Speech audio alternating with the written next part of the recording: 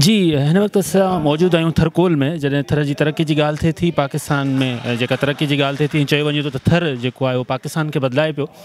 उन मौक़े ते मुख़्तलिफ़ जेके सवाल आहिनि उहे असां खणी पहुता आहियूं त थर केतिरो बदिलाए पियो, छा उन जी प्रोडक्शन आहे, केतिरी इन थरकोल मां जेको आहे असांजी बिजली पैदा थिए थी, मुस्तक़बिल में असांजा कहिड़ा असांखे फ़ाइदा थींदा, हिन वक़्तु कहिड़ा चैलेंजिस आहिनि, ख़ासि करे जेको क्लाइमेट चेंज थियो आहे, माण्हुनि जी लॾ पलाण थी आहे, केतिरी थी आहे, इहे समूरा सवाल खणी मां हिते मौजूदु आहियां। ऐं मूंसां गॾु वाइस प्रेसिडेंट आहिनि हिन वक़्तु जेके थरकोल खे ब्लॉक 2 खे ॾिसनि था, उन जा प्रोजेक्ट डायरेक्टर आहिनि, उन जा प्रोजेक्ट हेड आहिनि, अज़हर मलिक साहब सां ॻाल्हि ॿोल कयूं था। अज़हर साहब वॾी महिरबानी तव्हां असांखे टाइम ॾिनो। अज़हर साहब, हीअ जेको थरकोल मां बिजली पैदा थिए थी, केतिरी बिजली पैदा थिए थी, केतिरो कोयलो निकिरे थो, असांखे मुल्क खे केतिरो फ़ाइदो थिए थो? थर में मजमूई तौर पे तो हम इस वक्त कोई 15 मिलियन टन कोल सालाना निकाल रहे हैं।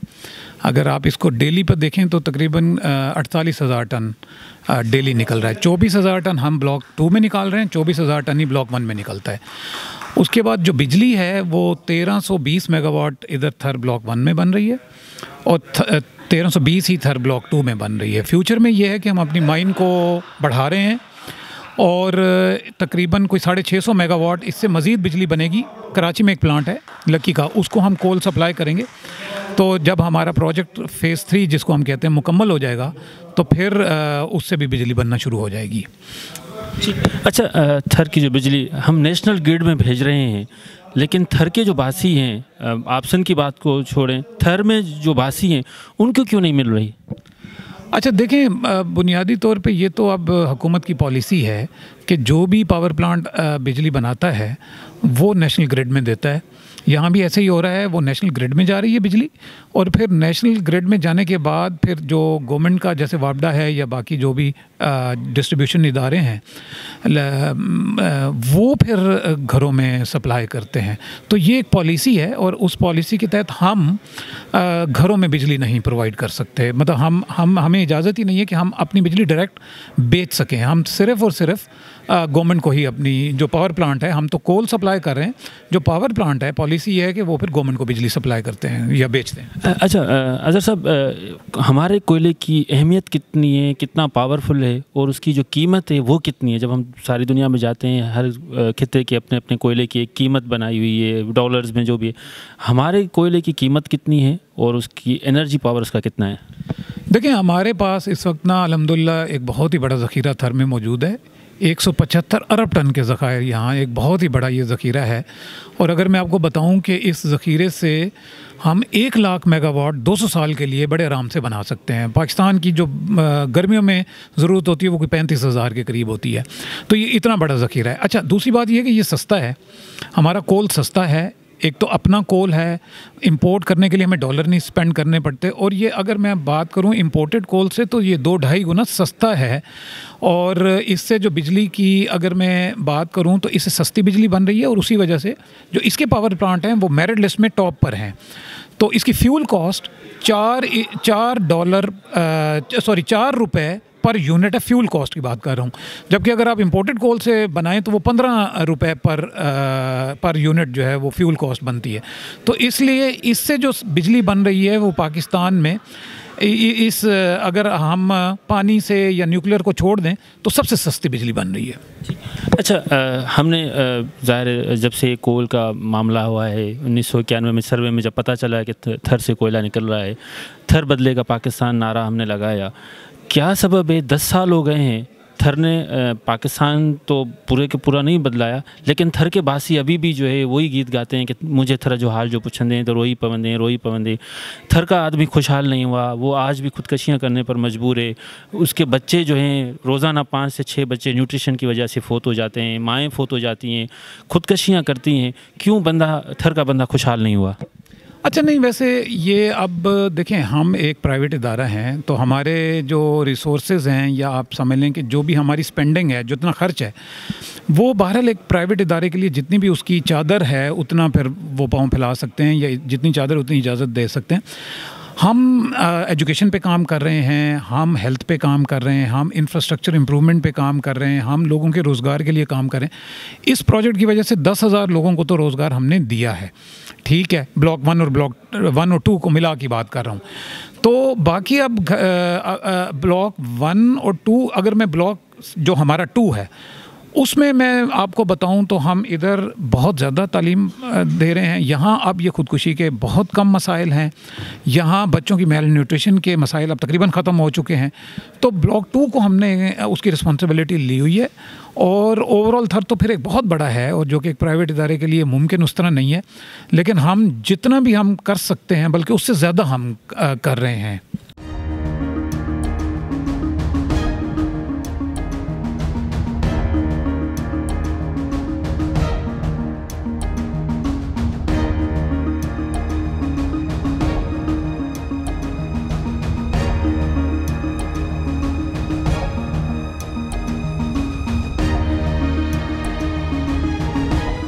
अच्छा, ये जो थर कह रहे हैं कि जो थर से कोयला निकला है उसके बाद यहाँ पे बिजली गिरने के वाक़यात बहुत ज़्यादा हो गए हैं। पिछले साल भी 50 से ज़्यादा लोग फौत हो गए।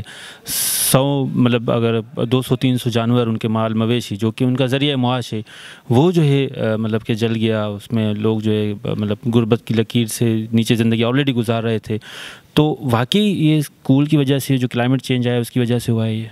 नहीं, देखिए मेरी बात सुने, ये एक टेक्निकल मैटर है, और मेरा अपना ये पॉइंट ऑफ व्यू है एज एन इंजीनियर कि ये कोल माइनिंग की वजह से ये फिनोमेना नहीं है। ये वर्ल्ड वाइड एक ग्लोबल इशू है। ग्लोबल अगर जो भी एनवायरनमेंट की जो तब्दीलियां हैं ये उससे मुतल्लिका है। इससे कोई, और इसके ऊपर स्टडीज़ भी हैं, और अभी तक ये बिल्कुल इस तरह का कोई ये प्रूवन वो नहीं है टेक्निकली कि माइन खुदने की वजह से बिजली के गिरने के वाक़यात।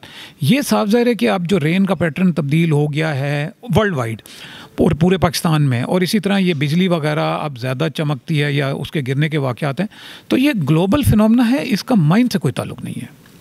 अच्छा, ये लोग क्यों एहतजाज क्यों कर रहे हैं? इस्लाम कोर्ट के बासी, थर के बासी, उसमें सिविल सोसाइटी भी शामिल है, इतने सारे दिनों से वो एहतजाज चल रहा है, कोर्ट मैटर्स हैं, क्या मामला हैं, असल वजह क्या है? और ज़्यादातर जो बहस होता है वो गोरानो डैम के ऊपर होता है। कहते हैं कि भाई गोरानो जो है पहले प्लान में शामिल नहीं था, ये अचानक आके जो है उसके ऊपर कब्ज़ा किया गया, फिर उसके बाद फिर जब कोर्ट में मामला गया तो फिर उसको जो है उन्होंने ऑन किया, फिर लोगों को कुछ पैसे दिए।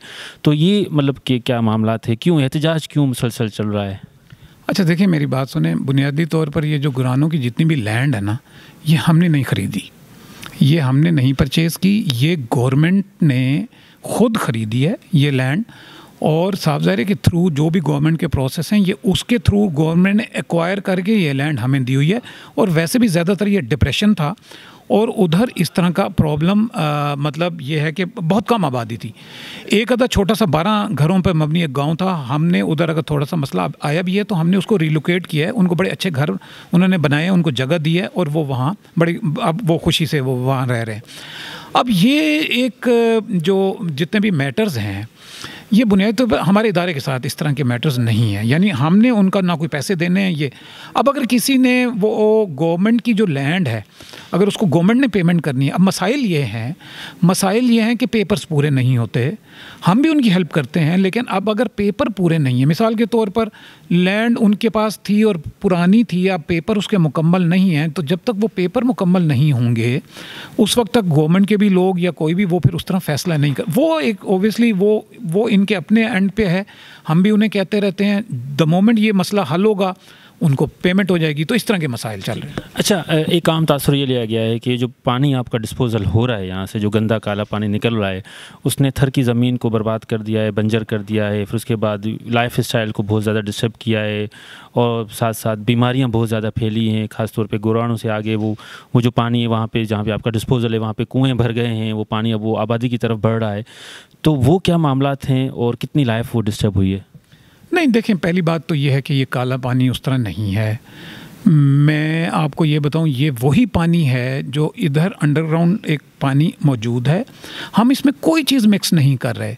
सिर्फ ये होता है कि चूंकि हमने खुदाई करनी है माइन की, तो वो वाला जो पानी होता है वो हम सिर्फ और सिर्फ एक डिप्रेशन है, और वहाँ को बहुत बड़ी आबादी भी नहीं है, और वहाँ हम वो, और ये पानी ख़राब नहीं है। इसके अंदर हमने मछली डाली, इसके अंदर बेन था, बर्ड्स आते हैं। ये पानी जहरीला बिल्कुल नहीं है। वो पहले भी पीने के काबिल नहीं था, वो आज भी पीने के काबिल नहीं है। पहले भी उससे काश्तकारी नहीं हो सकती थी, आज भी उससे काश्तकारी नहीं हो सकती। ठीक है, वो एक डिप्रेशन में है। अच्छा, वहाँ जिन जिन जगहों पे अगर कोई इशू आ रहा है वो हम उनके साथ एंगेज होते हैं। हमने वहाँ आरओ प्लांट्स, अभी हमने हाल ही में 2-3 आरओ प्लांट्स जो हैं वो मंजूर किए हैं। हम उनकी जगह उनको आरओ प्लांट लगा के दे रहे हैं। अगर वो थोड़ा पानी आगे बढ़ रहा है, घरों को रिलोकेट कर रहे हैं, और जो भी उनका मसला है ना, हम वो बिल्कुल ओपन उसके साथ, दिमाग के साथ या ओपन माइंडेड होके हम वो हल करने के लिए तैयार हैं। लेकिन बहरहाल मैं ये भी कहूँगा कि वो कुछ मसाइल उनको थोड़ा ज़्यादा वो किया जाता है, मेरा ख्याल है इशू को ज़्यादा एस्केलेट किया जाता है। हम फुली एंगेज्ड हैं, हमारी सीएसआर की टीम, हमारी एडमिन की टीम, और जो भी मसले मसाइल होते हैं, हाँ जो फिर मसले जो गवर्नमेंट से रिलेटेड होते हैं, हम भी गवर्नमेंट को रिक्वेस्ट करते रहते हैं, वो थोड़े से लिंगर ऑन होते हैं, लेकिन अदरवाइज़ ऐसा कोई मसला नहीं है। अच्छा, एक जो बाहर तासुर ये लिया गया है कि जो रेवेन्यू आता है हमारे कोयले से, कंपनी कह रही है कि हम कोयले जो भी रेवेन्यू आ रहा है वो हम थर को बदलें। सिंध सरकार कह रही है कि हम नहीं, पूरे सिंध को जो है उसके ऊपर खर्च करें, उसकी वजह से वो जो रेवेन्यू आ रहा है वो डंप हुआ है, वो खर्च नहीं हो रहा।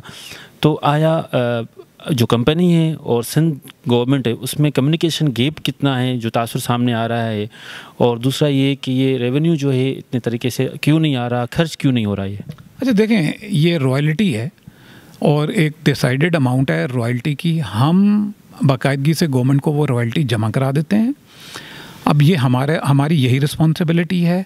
अब इसके बाद तो ये गवर्नमेंट ने फैसला करना है कि उसके बाद उस रॉयल्टी को कब और कैसे उन्होंने खर्च करना है। ये फिर ये गवर्नमेंट ऑफिशियल्स इसका जवाब दे सकते हैं। हम एक रिस्पॉन्सिबल इदारे के तौर पे जो भी रॉयल्टी बनती है वो हम गवर्नमेंट को दे रहे हैं।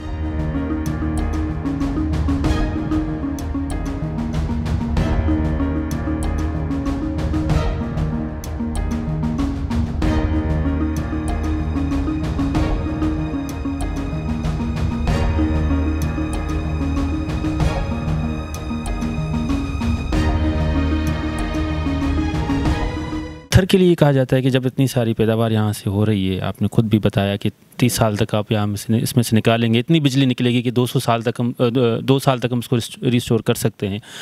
अब लोकल एम्प्लॉयमेंट की बात आती है। यहाँ के वासी ये कहते हैं कि हमारे पास रोज़गार नहीं है, बाहर के लोग हैं। आप ये दावा करते हैं कि हमने 80% लोगों को जो है लोकली यहाँ पे रखा हुआ है। तो वो लिस्ट आप पब्लिक क्यों नहीं करते जो यहाँ पे लोकल लोग यहाँ पे जो एम्प्लॉय हैं? नहीं, देखें, जब हमसे डीसी साहब ने या इधर लोकल एमपीए, एमएनए या किसी भी गवर्नमेंट के डिपार्टमेंट ने हमसे वो लिस्ट मांगी है, हमने हमेशा उनको दी है। उसके अंदर एक एक चीज़ मेंशन है कि कौन कहाँ का है, थर के कितने लोग हैं, उसके बाद सिंध से कितने लोग हैं। और मैं आपको बता सकता हूँ कि तकरीबन 75 to 80% लोग सिंध से हैं। और हम करते ही है, हमारी पॉलिसी है, हमारी कंपनी की पॉलिसी है कि हम सबसे पहले कोई भी वैकेंसी आती है, हम सबसे पहले ये देखते हैं कि थर में अगर वो अवेलेबल है, अगर थर में ना हो तो फिर हम सिंध, और सिंध में ना हो तो फिर हम रेस्ट ऑफ पाकिस्तान में जाते हैं। लेकिन देखिए मेरी बात सुने, थर में उस तरह ये टेक्निकल काम है, इंजीनियरिंग है, बड़ी हाईटेक इंजीनियरिंग है, तो उस तरह नहीं होता अवेलेबल रिसोर्स। फिर जब नहीं होता तो फिर साफ ज़ाहिर हमारी एक मजबूरी है, क्योंकि ये एक टेक्निकल काम है। हर जगह ये देखा जाता है जहाँ से भी कोल माइन निकल रहा है, ऑयल गैस निकल रहा है, तो वहाँ की डिस्ट्रिक्ट इंतज़ामिया एक कमेटी बनाती है, वहाँ के लोकल लोग उसमें होते हैं उसकी डेवलपमेंट के लिए। यहाँ पे तासुर ये है कि थर में से जो कोयला निकल रहा है, जो बिजली बन रही है, उसमें जो लोकल इंतज़ामिया है, लोकल स्टेक होल्डर्स हैं, उनको अंजाम रखा गया है। कितनी इन्वॉल्वमेंट है उनकी? नहीं, ऐसा नहीं है। देखें, यहाँ मैं थर अगर इसकी ब्लॉक 2 की बात करूँ, जिसके हम रिस्पॉन्सिबल हैं और जिसमें हम माइनिंग कर रहे हैं, इसके तमाम गाँव में VOCs बने हुए हैं, यानी विलेज ऑर्गेनाइजिंग कमेटी बनी हुई है। उनके जितने भी नोटेबल्स होते हैं, जो बड़े होते हैं, वो हम उनके साथ मुसलसल एंगेज होते हैं, मुसलसल मीटिंग चलती हैं। वो जो VOCs हैं, वो जो कमेटी है, विलेज ऑर्गेनाइजिंग कमेटी है, वही हमें बताती है कि उनके गांव के लिए क्या चाहिए, कौन सा इंफ्रास्ट्रक्चर इंप्रूवमेंट चाहिए, कोई अगर RO लगाना है वो लगाना है। और डिस्ट्रिक्ट एडमिनिस्ट्रेशन, हम और ये VOCs जो भी गाँव के, ये मिल के फिर एक फ़ैसला कर रहे होते हैं कि हमने ये सारा करना है। मेरा ख्याल है ये तासुर गलत है। ये यहाँ बड़े अच्छे तरीके से, और इसलिए मैं आपको बड़े वसूख से कह सकता हूँ कि यहाँ इस कम्युनिटी एंगेजमेंट की वजह से, हाँ, कहीं इश्यूज आते हैं, लेकिन मैं नहीं समझता कि बहुत कोई ज़्यादा इश्यूज हैं। अच्छा सर, एक ये भी मामला है कि पानी कहाँ से लाया जाए ना, ज़ाहिर है बिजली बनाने के लिए पानी भी चाहिए। पहले ये कहा गया कि 20 अरब रुपए जो गवर्नमेंट ने जो प्रोजेक्ट लेकर आए थे उसमें नाकाम हो गए, अब वो पानी जो है उमरकोट की साइड से जो है लेकर आ रहे हैं। इसमें कितनी हकीकत है, कितनी पाइपलाइंस आ रही हैं, और ये जो 20 अरब रुपए का नुकसान हो गया, वो नुकसान किसका हुआ? सिंध के लोगों का हुआ, कंपनी ने किया, या सिंध हुकूमत ने किया, कैसे हुआ? अच्छा देखिए, मुझे वैसे ये पानी का जो आपका सवाल है ना, ये बुनियादी तौर पर पावर प्लांट से इसका वो है ताल्लुक़ है। चूँकि मैं ऐसी सीएमसी में काम करता हूँ, तो अच्छा मेरे इल्म में नहीं है कि उमरकोट से क्या पानी की पाइपलाइन का क्या मंसूबा है या क्या है। अभी फ़िलहाल ये हो रहा है कि वजीहार एक प्रोजेक्ट है, एक जगह का नाम है, वहाँ एक LBOD की कैनाल है, वहाँ से वो पानी आता है और वो फिर सप्लाई करते हैं ये पावर प्लांट को। तो वो ऑलरेडी मतलब इस्टेब्लिश एक प्रोजेक्ट है और वहाँ से ये पानी आ रहा है। हम भी कुछ पावर प्लांट्स को देते हैं थोड़ा सा पानी, लेकिन बेसिकली वहाँ से आता है। इसके अलावा जो बाकी आपके कमेंट्स हैं वो फिर मुतलका। अच्छा सर, एक तो जहाँ पे भी प्रेजेंटेशन होती है थरकोल की, वहाँ पे थर और पाकिस्तान, बीच में सिंध का नाम नहीं है, जो कि हमने कुछ देर पहले सेशन में भी हमने बात की। ये क्यों है? और दूसरा ये कि आप समझते हैं कि वाकई जो है अपना ये जो कोल माइन है ये थर को बदलेगा, और या सिर्फ नारा ही है? नहीं, इंशाल्लाह ये बिल्कुल थर को बदलेगा। देखें, ये अभी शुरुआत है, यहाँ माइन एक्सपैंड भी होगी, यहाँ और भी प्रोजेक्ट आएंगे। साफ ज़ाहिर है कि अभी प्रोजेक्ट का साइज़ उतना बड़ा नहीं है, फ्यूचर में ये बड़ा होगा और फिर यहाँ और रोज़गार के मौके भी होंगे, और ये ना सिर्फ थर को बदलेगा, सिंध को बदलेगा। अच्छा देखिए, थर और सिंध, थर सूबे सिंध का हिस्सा है। हम तो ये समझते हैं कि जब हम थर का नाम लेते हैं सूबा सिंध ही है, तो एक ही बात है कि थर और सिंध इन्हीं का सबसे बड़ा कंट्रीब्यूशन है। ये यहीं रिजर्वायर है और ये पूरे पाकिस्तान को इसका फ़ायदा हो रहा है। अच्छा सर, गोरानों की जब बात आती है तो गोरानों की ओनरशिप किसकी है? ज़ाहिर है आप कह रहे हैं कि सिंध हुकूमत ने जो है इसको वो किया है, से ज़मीन उसकी है, तो ओनरशिप किसकी है? और वहाँ पे जो लोग रहते हैं फिर उनको जो रॉयल्टी मिल रही है नहीं मिल रही है, जो गांव हैं वो कहाँ गए, वो लोग कहाँ जाएंगे? जब कोर्ट में मामला गया तब कुछ लोगों की ओनरशिप हुई कि हाँ भाई इनकी ज़मीन है, तो गोरानों का मामला क्यों इतना मतलब कि तजाद में है? अच्छा देखिए, गोरानों में जो तो अगर ज़मीन के कुछ मामलात हैं जिनका ताल्लुक़ हुकूमत से है तो वो तो हुकूमत ने रिजॉल्व करने हैं, ठीक है जी। गोरानों की ज़मीन हुकूमत सिंध की है, उन्होंने एक्वायर की थी, लेकिन उसका ऑपरेशन यानी उसके अंदर जो पानी जा रहा है वो हमारे इधर से जो हम निकाल रहे हैं उसकी निकासी हो रही है, ये वो जा रहा है। पानी की मिकदार हम समझते हैं कि फ्यूचर के अंदर ये थोड़ी कम हो जाएगी और शायद ये को बहुत फैलेगा नहीं। और मैंने बताया कि जो साइड के गांव हैं, हमने उसके अंदर टेस्ट वेल्स भी खोदे हुए हैं। हमारी जो इधर टेक्निकल हमारे लोग हैं वो जाके उसके पानी का टेस्ट करते रहते हैं। हम वहाँ आरओ भी लगा रहे हैं जहाँ पानी के मसाइल आ रहे हैं। हम वहाँ जैसे एक गांव था अल्लादीन हजाम, 12 घर थे, उनको हमने फिर एक और लैंड दी, उनको हमने रिलोकेट किया। तो जो भी मसले आ रहे हैं या आने का इम्कान है उसके ऊपर हमने अभी हमारे CEO वो खुद कंसर्न थे आमिर इकबाल साहब, और हमने एक पूरी मीटिंग की और उन्होंने कहा यार देखिए, हमने अगर कोई भी मसला आ रहा है हमने डिफेंसिव नहीं होना, हमने उस मसले को हल करना है, क्योंकि हमारे लोग हैं, जो भी प्रॉब्लम है तो हम जो भी मसला आएगा वो हम उसको हल करेंगे। और उसको हाँ, अगर कोई हुकूमत के साथ मामला है तो वो ओबियसली फिर हुकूमत ही हल कर सकती है। आपके कहने का मकसद ये कि आप गोरानों से कुछ सालों के बाद वहाँ पे आपका जो डिस्पोजल हो रहा है वो पानी वहाँ पे आप बंद कर देंगे? काफ़ी हद तक कम हो जाएगा, काफ़ी हद तक कम हो जाएगा। हम इस पर भी काम कर रहे हैं कि हम उधर पानी ना भेजें, और वही जो पानी है वो अगर पावर प्लांट पे इस्तेमाल हो जाए तो फिर वहाँ का मसला, हम इसके ऊपर स्टडी कर रहे हैं, देखते हैं कि इसकी क्या आउटकम है। अच्छा सर, दूसरा एतराज़ ये भी है कि OGDCL में या जहाँ पे भी ज़मीन ली जाती है तो मालिक वही होता है, ऑयल गैस ख़त्म हो जाता है वो चले जाते हैं। यहाँ पे थरकोल में ऐसा हुआ है कि थर की ज़मीन 2 लाख रुपए में एकड़ ली गई है और उस मालिक के जो है फिर उसका वास्ता ख़त्म कर दिया गया है हमेशा के लिए। ये कोई पॉलिसी कोल माइन की पॉलिसी है, सिंध गवर्नमेंट की पॉलिसी है, या ये पॉलिसी थी नहीं, ऐसे ही जो है बस मतलब गिवन सर्कमस्टेंसेस में फ़ैसला हो गया है?